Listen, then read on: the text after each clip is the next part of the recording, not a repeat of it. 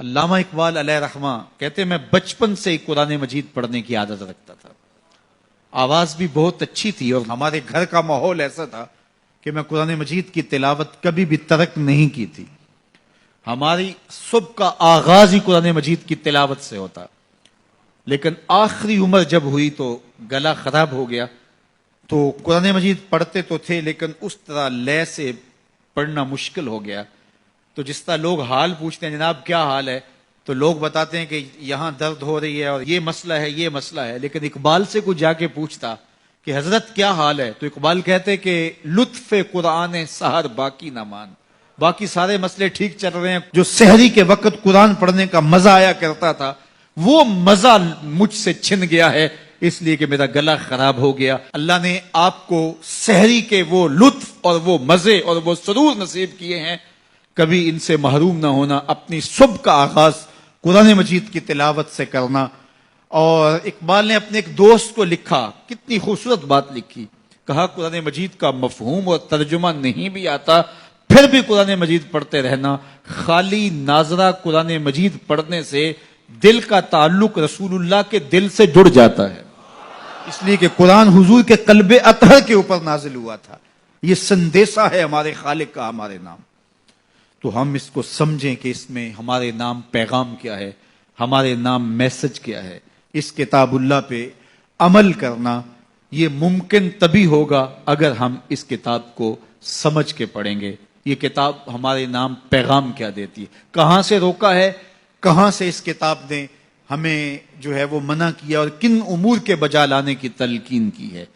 اس کتاب کے تقاضوں کو سمجھنے کے بعد اس کتاب پر عمل کرنا یہ ہماری زندگی کا لازمہ ہونا چاہیے. لیکن افسوس ہم نے کتاب اللہ کے ساتھ جڑنے کی بجائے اس کتاب کو طاق پر سجا دیا اور اس کے مفاہیم سے ہم نہ آگاہ ہو سکے. اب تو تلاوت بھی موقوف ہوگی. کسی زمانے میں لوگ تلاوت ضرور کیا کرتے تھے, اب تلاوت بھی موقوف ہو گئی. عمل تو قصہ پارینہ بن گیا. ہماری زندگی اس کتاب کی مطابقت میں گزرنی چاہیے تھی. آپ مارکیٹ میں یہ مائک بھی لینے جائیں تو اس کے ساتھ بھی چھوٹی سی بک دیتے ہیں جس میں کمپنی بتاتی ہے کہ یہ مائک ہماری کمپنی کا, اس کو استعمال کیسے کرنا ہے. یار آپ جہاں سے جو چیز خریدے تو اس کے ساتھ چھوٹی سی بک ضرور ملتی ہے اور اس کا طریقہ استعمال بتایا جاتا ہے. جس خالق نے انسان کو پیدا کیا اس نے ساتھ قرآن بھی دیا ہے. اس کو پڑھتے جاؤ, زندگی گزارتے جاؤ. زندگی ٹینشنوں کا مجموعہ نہیں ہوگی. زندگی جو ہے وہ خوبصورت تمہیں دکھائی دے گی. زندگی حسین اور جمیل دکھائی دے گی اس لیے کہ یہ زندگی قرآن کی مطابقت میں گزرے. اور ایک مومن کی زندگی تو قرآن کے بغیر گزرنی ہی نہیں چاہیے. گر تو می خواہی مسلمان زیستن نیست ممکن جز بقرآن زیستن. اگر تو مسلمان بن کے جینا چاہتا ہے تو قرآن کے بغیر جی نہیں سکتا ہے. تیری زندگی ہی قرآن ہے.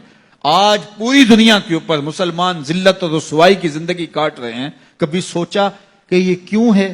ہماری پستی, ذلت, نکبت, رسوائی کتاب اللہ سے دوری کے نتیجے میں. آج واجبی سا تعلق ہمارا اس کتاب سے رہ گیا ہے. اس کے مفاہیم سے ہم آگاہ تک نہیں ہیں. قرآن کہاں روک رہا ہے, قرآن مجید کی تعلیمات کیا ہیں. اس کی تلاوت ہماری زندگی کا جزو لا ینفک ہونا چاہیے تھا. اس کی تلاوت کے بغیر زندگی گزرتی نہ. یہ کتابیں زندہ ہے. یہ پستیوں سے اٹھا کے اوج ثریا تک پہنچانے والی کتاب ہے. یہ کتاب ہماری زندگی میں اجالے بھر دے, روشنیاں بھر دے. لیکن ہم نے اس کتاب کے ساتھ سلوک کیا کیا. بڑا خوبصورت لہجہ اختیار کیا اقبال نے.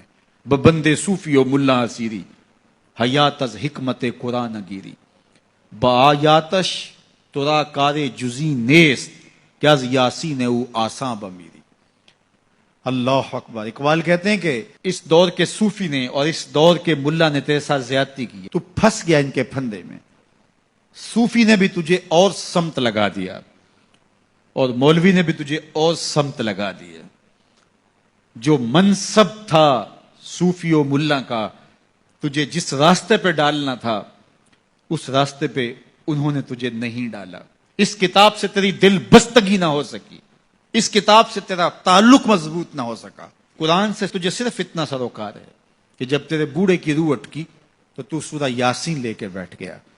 کہ میں اس کی تلاوت کروں اور اس کی روح آسانی سے نکل جائے. وہ کہتے ہیں اس میں کوئی شک نہیں کہ اس کی روح آسانی سے نکلتی ہے. سورہ یاسین کا مرنے والے کو فائدہ پہنچتا ہے, مجھے اس پہ کوئی اعتراض نہیں ہے, لیکن کہتے ہیں مجھے افسوس اس بات سے ہے کہ اس قرآن سے بھی تو نے مرنا ہی سیکھا, کاش اس قرآن سے جینا سیکھ لیا ہوتا. یہ کتاب زندگی ہے, یہ کتاب حیات ہے, یہ مردہ قوموں کو اٹھا کے کہاں سے کہاں لے جاتی ہے, یہ پستیوں سے اٹھا کے بلندیوں تک لے جانے والی کتاب ہے. اس امت کے پاس اتنا بڑا نسخہ کیمیا ہو اور وہ در در رسوا ہو رہی ہو, تو اس کتاب سے دوری کے نتیجے کے اندر یہ سزا ہمیں کاٹنی پڑ رہی ہے. آئیے اس کتاب سے جڑیں.